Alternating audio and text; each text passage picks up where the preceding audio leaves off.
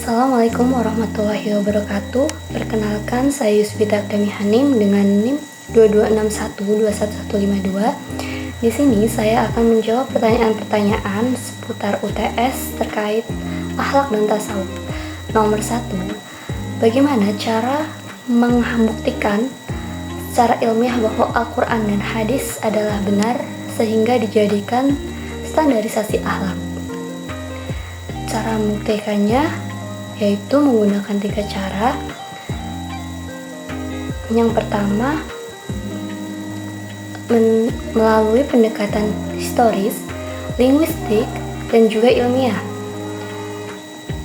Pertama, dalam kajian historis, analisis terhadap berbagai sumber sejarah menunjukkan bahwa teks Al-Quran dan hadis selaras dengan catatan sejarah yang ada pada masa Nabi Muhammad SAW.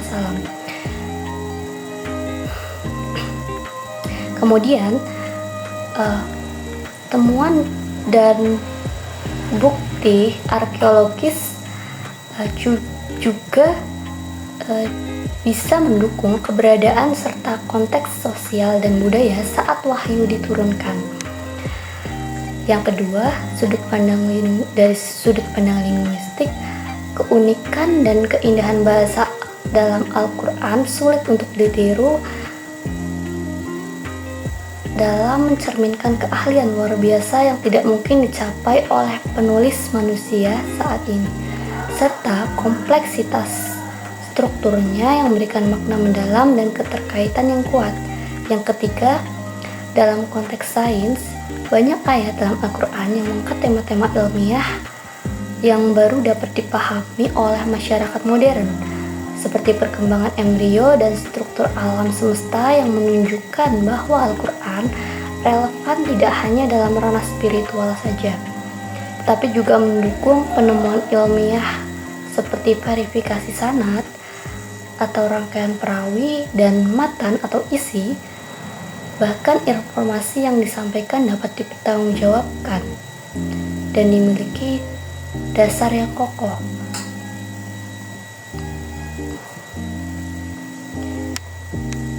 Kemudian nomor 2, jelaskan 4 aliran tentang faktor pembentukan akhlak dan bagaimana pandangan Islam terhadap 4 aliran tersebut. Yang pertama ada aliran rasionalisme. Aliran ini beranggapan bahwa akhlak dibentuk melalui akal dan logika. Manusia menggunakan akal atau rasionya untuk menilai baik dan buruk, serta mengembangkan moralitas berdasarkan pemikiran rasionalnya.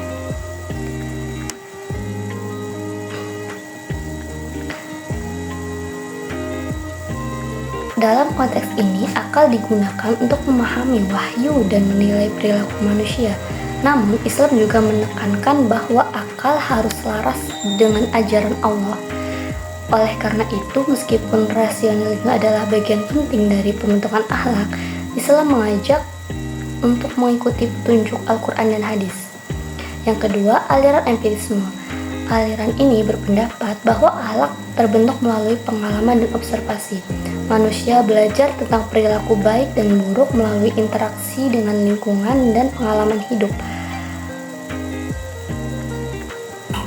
Namun, Islam menekankan bahwa pengalaman harus diimbangi dengan wahyu, sehingga akhlak tidak hanya dibentuk berdasarkan pengalaman, tetapi juga harus merujuk pada prinsip-prinsip Islam yang diajarkan dalam Al-Quran dan hadis. Yang ketiga yaitu aliran sosiologi. Aliran ini berfokus pada pengaruh lingkungan sosial dalam pembentukan akhlak. Faktor budaya, norma, dan nilai-nilai dianut oleh masyarakat berperan penting dalam membentuk karakter individu. Sosiologi menilai bahwa akhlak sangat dipengaruhi oleh interaksi sosial dan hubungan antar individu dalam masyarakat. Islam sangat memperhatikan aspek sosial dan pembentukan akhlak. Al-Quran dan hadis yang berakhlak mulia. Al-Quran dan hadis mengajarkan pentingnya hubungan antara sesama manusia dan membangun masyarakat yang berakhlak mulia. Namun, Islam juga menekankan bahwa norma-norma sosial bertentangan dengan syarat atau syariat yang tidak bisa diterima. Maka dari itu, itu, meskipun lingkungan sosial memiliki pengaruh yang kuat, akhlak yang benar harus tetap didasarkan pada ajaran Allah. Yang keempat yaitu aliran teologi. Aliran ini menyatakan bahwa akhlak berasal dari keyakinan dan iman kepada Tuhan. Teologi menganggap bahwa hubungan manusia dengan Tuhan merupakan dasar moralitas. Ketaatan kepada perintah Allah dan kepercayaan kepada kehidupan setelah mati menjadi landasan bagi perilaku etis. Dalam Islam, teologi adalah inti dari pembentukan akhlak. Iman kepada Allah dan hari akhir menjadi motivasi utama bagi umat Islam untuk berperilaku baik. Ajaran Islam menegaskan bahwa akhlak mulia adalah hasil dari ketaatan kepada Tuhan dan kesadaran akan tanggung jawab di dunia dan di akhirat. Pertanyaan nomor 3, Allah Subhanahu wa Ta'ala adalah zat yang maha sempurna dan tidak membutuhkan yang lain, termasuk ibadahnya makhluk. Mengapa kita harus berakhlak terhadapnya? Sebutkan dan jelaskan untuk berakhlak kepada Allah Subhanahu wa Ta'ala. Berakhlak kepada Allah Subhanahu wa Ta'ala adalah hal yang sangat dianjurkan atau sangat penting, meskipun Allah tidak memerlukan ibadah atau akhlak kita. Hal ini karena berakhlak baik kepada Allah mencerminkan pengakuan kita akan kebesarannya dan menunjukkan rasa syukur kita serta penghormatan kita sebagai makhluk ciptaannya.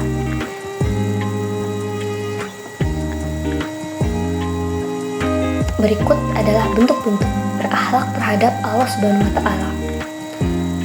Yang pertama yaitu mengimani dan mentaati perintahnya. Salah satu cara berakhlak pada Allah adalah dengan percaya dan mengikuti semua ajarannya. Kita perlu melaksanakan perintahnya seperti sholat, puasa, zakat, atau suatu hal yang berkaitan dengan ibadah dan kebaikan. Karena ketaatan ini mencerminkan rasa hormat kita terhadap Allah Subhanahu wa Ta'ala. Yang kedua yaitu menghindari larangannya. Berakhlak baik kepada Allah juga berarti menjauhi segala larangannya. Misalnya, kita tidak boleh berbohong, mencuri, atau berbuat zalim, bahkan berperilaku maksiat. Dengan menghindari perilaku buruk tersebut, kita bisa menunjukkan rasa taat kita kepada Allah Subhanahu wa Ta'ala. Dan yang ketiga yaitu bersyukur atas nikmatnya. Allah telah memberikan banyak nikmat dalam hidup kita seperti kesehatan, nikmat rezeki, keluarga, nikmat yang lainnya yang bermanfaat bagi kita.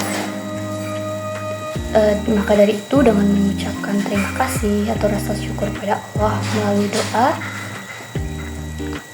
dan menggunakan nikmat tersebut untuk kebaikan adalah bentuk kita berakhlak kepada Allah. Yang keempat yaitu berdoa dan mohon ampunan.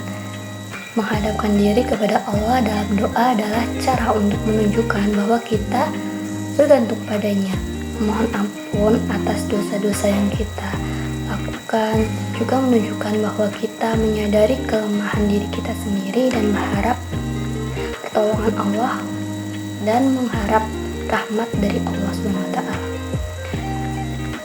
Yang kelima yaitu mencintai dan mengingat Allah SWT. Mengingat Allah dengan melakukan zikir dan membaca Al-Quran adalah bentuk akhlak yang baik. Dengan mencintai dan mengingat Allah, kita bisa menjaga hubungan kita tetap dekat dengan Allah SWT. Kemudian nomor 4, mengapa Rasulullah Shallallahu Alaihi Wasallam diutus hanya untuk menyempurnakan akhlak, bukan ilmu, sebagaimana hadis yang berbunyi innama bu'istula itamima makarima wal akhlak. Sungguhnya aku diutus hanya untuk menyempurnakan akhlak yang mulia. Bukankah ilmu sangat penting dalam kehidupan umat manusia, khususnya umat Islam?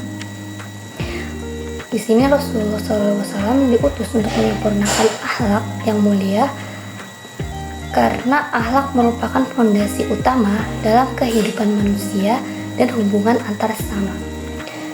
Dalam hadis menyatakan bahwa beliau diutus untuk menyempurnakan akhlak. Terdapat penekanan bahwa akhlak yang baik adalah kunci untuk menciptakan masyarakat yang harmonis dan beradab. Meskipun ilmu sangat penting dan diperlukan dalam kehidupan umat manusia, terutama umat Islam, ilmu yang bermanfaat akan lebih berharga ketika diimbangi dengan akhlak yang baik. Tanpa akhlak, pengetahuan bisa disalahgunakan dan hubungan antar individu dapat rusak. Maka dari itu, dengan menyempurnakan akhlak, Rasulullah SAW memberikan dasar yang kuat untuk penerapan ilmu dalam kehidupan sehari-harinya.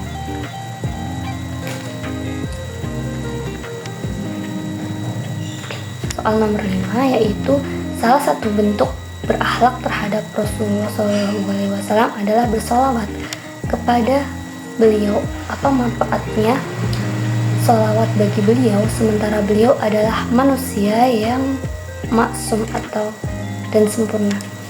Jawabannya yang pertama, solawat merupakan bentuk cinta dan penghormatan kita terhadap Allah, terhadap Rasulullah SAW.